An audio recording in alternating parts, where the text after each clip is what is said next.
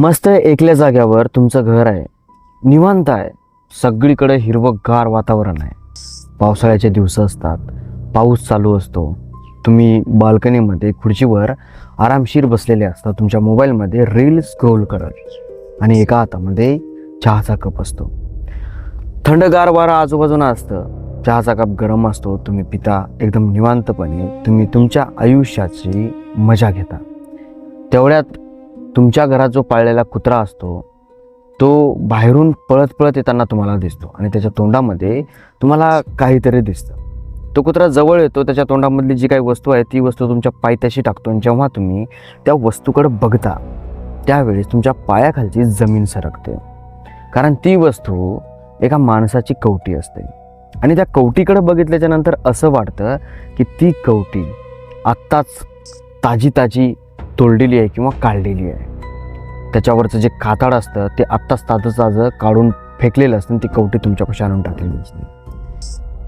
आता असं दृश्य पाहिल्याच्या नंतर तुमच्या जीवनामधला जो काय आनंद आहे ना, तो एका क्षणाच्या आतमध्ये गायब होतो. तर असंच काहीतरी झालं होतं विश्वनाथ या माणसासोबत. आता जो विश्वनाथ होता त्याला ना निसर्गामध्ये राहायला खूप जास्त आवडायचं. त्याला माणसांची गर्दी, शहरांची पिक पॅक हे त्याला अजिबात नाही आवडायचं. त्याचं म्हणणं होतं की जीवन जर सुखी जगायचं असेल तर शांततेत जगायला पाहिजे, आणि त्यानं जसं म्हणला होता तसं त्यानं केलंही होतं. एका माळाच्या बोगदाड्यामध्ये त्यानं एक जागा घेतली आणि तिथं चांगलं सुंदर घर बांधलं. जसं की फार्म हाऊस असतं, झाडं झुडपं असतात, तशा पद्धतीचं त्यानं एक घर तयार केलं, आणि तिथं सोलार पॅनल बसवलं, लाईनीची व्यवस्था, इंटरनेट तिथं फुल होतं कारण की माळावर होतं. आणि ते माळ काय फार जास्त लांब नव्हता, गावाच्या गावकरी असल्यासारखा तो माळ होता. आता त्याचं गाव नव्हतं, त्याचं होतं शहर, पण त्याला राहायचं होतं गावामध्ये. त्या कारणामुळे त्यानं ही जागा घेतली. आता नॉर्मली तर गावामध्ये राहणाऱ्या लोकांची जागा, शेत हे मुळात त्यांच्याकडे असतात, त्या कारणामुळे ते गावामध्ये राहतात. आणि काही लोकांकडं काहीच नसतं, त्या कारणामुळे ते लोक शहरामध्ये राहायला जातात. चला बाबा, काम करूयात, पैसे कमावूयात, आणि या पैशांमधून आपण काहीतरी आपल्या परिवारासाठी, आपल्या भविष्यासाठी काहीतरी घेऊया. तसं विश्वनाथने तसा कुठलाही विचार केला नव्हता. त्याने फक्त एवढा विचार केला होता की आपण पैसे कमवायचे, काम करायचं, लेकरांना शिकवायचं, त्यांना सेटल करायचं, आणि आपण एखाद्या गावामध्ये, एखाद्या शांत जागेवर एक छोटीशी जागा घ्यायची, आणि त्या जागेमध्ये एक सुंदरसं घर बांधायचं, आणि तिथं आपलं आयुष्य शेवटचं काढायचं. तर विश्वनाथने जसा विचार केला होता तसं त्याने केलं. खूप छान घर बांधलं. तो, त्याची पत्नी त्या घरामध्ये राहायचे. आता त्यांच्या कानावर एक गोष्ट आली होती की हे जे गाव आहे, या गावामध्ये जादूटोणा ना फार जास्त प्रमाणामध्ये चालतो. पण विश्वनाथला या गोष्टींवर विश्वास नव्हता. त्याला माहिती होतं की ह्या फक्त काल्पनिक गोष्टी आहेत, परिपात्राच्या गोष्टी आहेत, या गोष्टी काय खऱ्या नाही आहेत. लोकांना भीती घालण्यासाठी, लोकांना थांबवण्यासाठी ह्या सगळ्या गोष्टी निर्माण केलेल्या आहेत.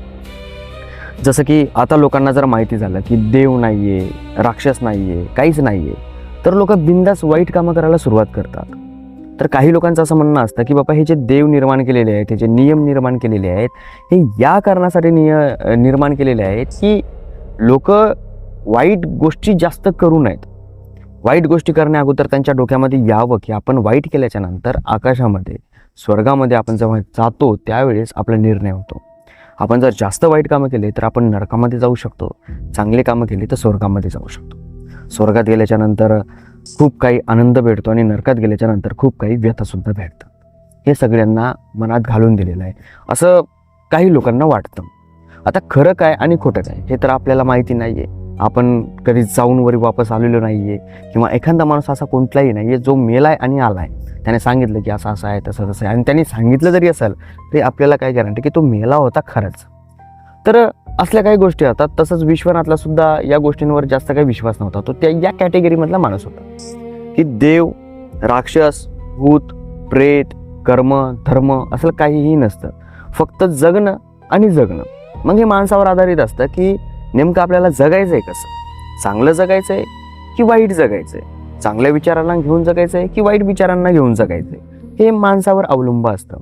तर विश्वनाथचा एकच रूल होता की चांगलं जगायचं, कोणाला त्रास द्यायचा नाही, कोणाला त्रास होऊ द्यायचा नाही, आणि कोणाचा त्रास आपण सहन करून घ्यायचा नाही. आपण जगायचं एकलं एकलं.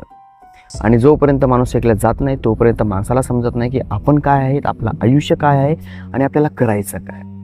तर विश्वनाथ एक शिक्षक होता, तो रिटायर झाला होता आणि तो त्या गावामध्ये राहण्यासाठी गेला होता. निवांतपणे तो राहत होता. बरेच दिवस झाले, 7-8 महिने झाले होते तो गेला होता ते राहायला. आणि पावसाळा नुकताच लागला होता. पावसाळा लागून 1 महिना झाला होता. आता पावसाळ्यामध्ये ज्या झडी लागतात पाणी, ते पाणी लागलं होतं.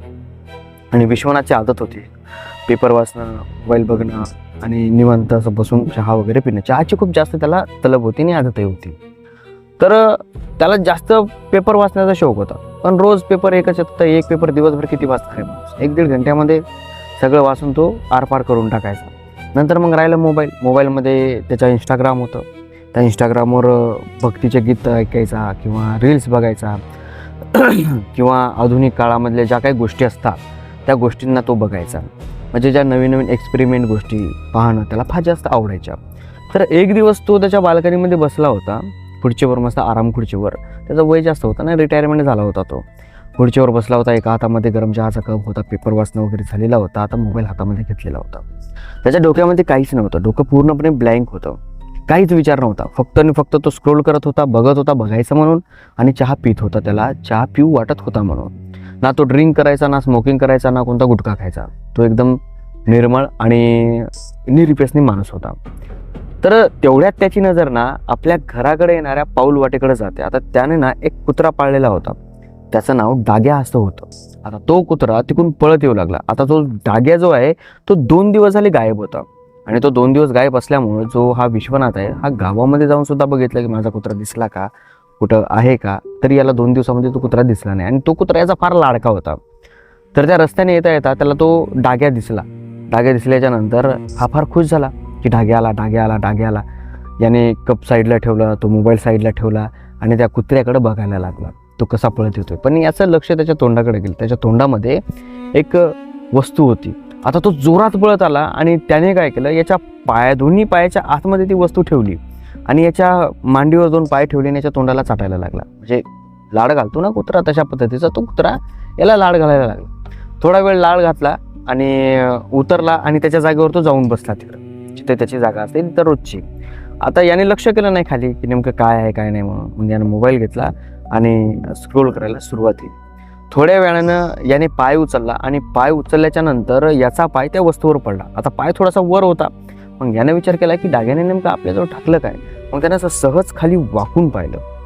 जेव्हा याने वाकून पाहिलं ना, याच्या अंगामध्ये तरतरी धावली. सगळ्या अंगानं गुजबंब उभे राहिले. आपल्या मराठी भाषेमध्ये मुंग्या आल्या असं म्हणतो आपण सगळ्या अंगानं. तसं याच्या अंगानं ना पूर्ण शहारे उभे राहिले. आणि याला कळना काय करावं आणि काय नाही. याच्या हातामधला जो मोबाईल तो खडखड खाली पडला. याला तो जो पाय त्या वस्तूवर ठेवलेला तो पायसुद्धा याला उचलता आला नाही. हा ओरडायला लागला. ह्याच्या तोंडातून आवाज येत नव्हता. कारण की असली वस्तू यानं सुरुवातीला बघितली होती अख्ख्या आयुष्यामध्ये. याला माहिती होतं की त्या वस्तू असतात. पण यावेळेस त्याने ही वस्तू लाईव्ह समोर त्याच्या पहिल्यांदा बघितली होती. आता जो विश्वनाथ आहे त्याला पूर्ण घाम सुटला होता. आणि तेवढ्या टायमामध्ये विश्वनाथची जी बायको आहे ती बाहेर आली होती नाश्ता घेऊन गरम की करण्यासाठी. सकाळची वेळ असते ना. तर पाहिल्याच्या नंतर विश्वनाथ घाबरतो. त्याचं सगळं शरीर लटलट हालतंय. त्याला घाम सुटलेला. जी बायको त्याच्यापाशी जाते, काय झालं म्हणते. तो खाली बघतो, त्याच्या बायकोच्याही हातातलं ताट खाली पडतं. 2 जण उठतात, बघतात तर ती कवटी माणसाची पूर्णपणे लाल बनतो.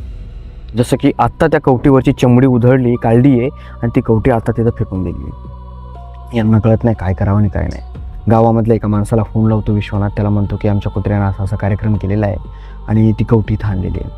सगळे गावातले लोक आले आणि गावातल्या लोकांनी एकच सांगितलं की यांच्या कुत्र्यानं आपल्या गावातला कोणता तरी माणूस मारला. आता गावामध्ये तपासणी चालू झाली की बाबा कोणता माणूस गायब आहे का, कुठं कोणता माणूस गेलाय का. आता जे माणसं गेले त्यांना फोन लावून विचारलं, ते माणसं जिवंत होते. गावातला एकही माणूस हरपलेला नव्हता. आजूबाजूच्या गावातला एकही हरपलेला नव्हता. आणि जी कवटी सापडली होती त्याच्या खालचं जे शरीर होतं ते शरीरही कोणाला सापडलेलं नव्हतं. फक्त कवटी तेवढीच त्या डांग्या कुत्र्याने आणलेली होती. तर आता कुणाची आहे काय आहे हे तर कोणाला काही ठाऊक नव्हतं. गावामधल्या कोणाही माणसाचं नुकसान झालेलं नव्हतं आणि सगळं काय आता शांत बसलेलं होतं. पोलिसांनी ती कवटी घेतली. कवटी घेऊन ते त्यांचे निघून गेले. आता परत 15 दिवस होतात आणि 15 दिवसाच्या नंतर परत तो डाग्या एक हात आणतो. आणि तो जो हात आहे त्या हाताला आता यावेळी चमडा बिमडा सगळं काही होतं. असं करत करत तो 15-15 दिवसाला बरेच काही अवयव आणत राहिला. आता एका दिवशी पोलीस काय करते, तुमचा कुत्रा जेव्हा बाहेर जातो त्यावेळेस तुम्ही त्या कुत्र्यासोबत जा आणि तुम्ही त्याच्यावर लक्ष ठेवा की तो कुठून काय आणतोय ते. मग आता असं सांगितल्याच्या नंतर यांनीही ठरवलं की बाई आपला कुत्रा ज्या ह्या भयानक वस्तू आणतोय ह्या कुठून आणतोय हे आपण बघूयात. मग याने निर्णय केला की हां, कुत्रा जिथं जाईल आपण पण त्याच्यावर लक्ष ठेवायचं आणि त्याच्या पाठीमागे जायचं. मग एका दिवशी 15 दिवसाच्या नंतर परत डाग्या जंगलाच्या रस्त्याकडे निघाला, म्हणजे शेताच्या रस्त्याकडे, पाऊल वाटेकडे. आता ह्याचं घर माळरानामध्ये होतं, याच्या पाठीमागून ना सगळे माळच माळं होते. हा माळाच्या बरकाडीला बसलेला होता विश्वनाथ घर बांधून, आणि कुत्रा घराच्या पाठीमागून, म्हणजे असा समोर एक रस्ता जातो, समोर गेल्याच्या नंतर पुढं त्या रस्त्याला 2 असे रस्ते सुटतात. एक रस्ता त्या घराच्या पाठीमागे जातो आणि एक रस्ता जातो गावामध्ये. आता घराच्या पाठीमागे जो रस्ता जातो मागच्या माळांमध्ये जातो. काही लोकांची छोटी छोटी शेतं होती तिथे त्या शेतामध्ये जाण्यासाठी. तर डाग्या गावाकडे न जाता पाठीमागं गेला. आता हा पण त्याच्या पाठीमागं गेला की नेमका डाग्या जातोय कुठं. कमीत कमी डाग्या 3 किलोमीटर त्याच्या घराच्या दूर गेला, आणि 3 किलोमीटरवर एक असा माळ होता की त्या माळावर भर पावसाळ्यात सुद्धा एकही गवताचा कण उगवलेला नव्हता. पूर्ण माळ दगडाचाच, त्याच्यावर गवत अजिबातच नव्हतं, कुठंच नव्हतं गवत. त्याच्या सगळे माळ हिरवेगार होते आणि तो एकलाच माळ फक्त दगडाचा होता, काळा हा पूर्ण पाषाणात दिसायचा तो. अशा पद्धतीचा माळ होता. आता तो डाग्या कुत्रा आहे तो त्या माळावर जाऊन उभा राहिला. तिथं राहिल्याच्या नंतर इकडे तिकडे बघितलं, हा लपला आणि तो त्या माळाच्या खाली उतरला. त्याच्या पाठीमागं हाही उतरला. त्या माळामध्ये एक छोटासा दरवाजा होता, तो डाग्या कुत्रा त्या दरवाजात घुसला. आता हा गेला आणि दरवाजात घुसला. आता थोडं अंतर जाईपर्यंत पूर्ण अंधार होता. एक गुफा असल्यासारखी होती त्या माळामध्ये. थोडं जाईपर्यंत अंधार होता आणि हा जरासा समोर गेला, त्या गुफेमध्ये मशाली लावलेल्या होत्या. आणि हा जसा समोर जातो तसं तो याचा जो कुत्रा आहे तो कुत्रा एका जागेवर बसलेला असतो. त्याच्या समोर एक मोठं असं की पूजेचं सामान होतं, मोठंच्या मोठं, आणि त्याच्या पलीकडं एक माणूस बसलेला होता. काळे कपडे घातलेले, गळ्यामध्ये कवट्याच्या माळा, हातामध्ये इथपर्यंत त्याच्या बांगड्या आणि नाकामध्ये नथ, असं एकदम भयानक पद्धतीने. आणि त्या रूममध्ये इतका गच्चाळ वास येऊ लागला की खूपच भयानक वास येऊ लागला. जसं की कित्येक दिवस झाले त्या रूममध्ये घाणेरडे मासाचे वास ठेवतो ना आपण की एखादं जनावर मरतं, तशा पद्धतीचा वास त्या रूममध्ये येत होता. आता ती जी रूम होती ती रूम फक्त असा बोगदा होत आहे. तुम्ही कधी लेण्या बघितल्या असतील तशा पद्धतीची ती रूम होती. आणि त्या रूममध्ये मशाली लावलेल्या होत्या, पूजेचं सामान होतं, अलीकडून कुत्रं होतं, पलीकडून माणूस होतं. आता तो जो माणूस आहे तो माणूस एक असा मोठा चाकूसारखा असं काहीतरी त्याच्यापाशी हत्यार असतं, ते घेतं आणि असा खाली जोरात मारतो. जसा तो मारतो तसं एकीकडून पाय वर उचलतात, आणि जसे पाय वर उचलले तसं विश्वनाथला समजतं की या माणसाने एखाद्या माणसाच्या मानेमध्ये हा वार केलेला आहे. हा घाबरतो आणि तो जो माणूस आहे तो माणूस त्या माणसाची कवटी अशी, म्हणजे डोकं असतं त्याचं, उपसतो आणि त्या डाग्याकडं फेकतो, त्या कुत्र्याकडं. आणि याचा डाग्या कुत्रं त्या माणसाच्या कवटीवरचं जितकं पण कातडं आहे ते सगळं कातडं काढतो आणि खातो. हे पाहिल्याच्या नंतर याला फार भीती वाटते आणि हा पाठीमागं वळतो की याच्या पायाखाली काड्या येतात आणि त्या काड्या वाजतात. वाजल्याच्या नंतर हा पाठीमागं वळतो तर तो जो माणूस आहे तो माणूस बघता बघता याच्या डोळ्यासमोर त्या दगडाच्या भिंतीमध्ये सामावून जातो. आणि आता जो डाग्या कुत्रा आहे तो कुत्रा याच्यावरच घुगारतो.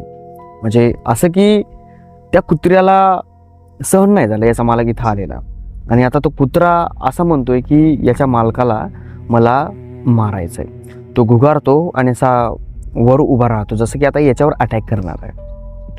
विश्वनाथ त्या गुफेमधून कसाबसा बाहेर पडतो आणि आपल्या घराकडं पळायला सुटतो. आता 3 किलोमीटरचा रन होता. डाग्या कुत्रा त्या विश्वनाथ पाठीमागं पळत नव्हता, तो शांतपणे एका जागेवर उभा होता आणि एका जागेवर त्याला घुगारायचा. आता हा रस्त्यानं पळतोय, घराकडे जातोय. तेवढ्यात पाणी चालू झाला. जसा पाणी चालू झाला तसं ते वारं वावदान सुटतंय, पाणी पडतोय, याला काही कळत नाही. आणि वेळ संध्याकाळची, म्हणजे 5-5:30, 6च्या दरम्यान. आता ढग वगैरे असल्याच्या नंतर तेव्हा तर पूर्ण अंधार झाल्यासारखाच होतो, कारण की सूर्य जो असतो तो पूर्णपणे ढगाच्या आडोशाला लपून बसतो. हा कसाबसा रडत चळकापत पूर्ण शरीर भिजतंय तसा करत आपल्या घरापाशी आला. घरापाशी आल्याच्या नंतर घराचा दरवाजा उघडा तसा याची बायको घराच्या दरवाजामध्ये अशी उभी होती.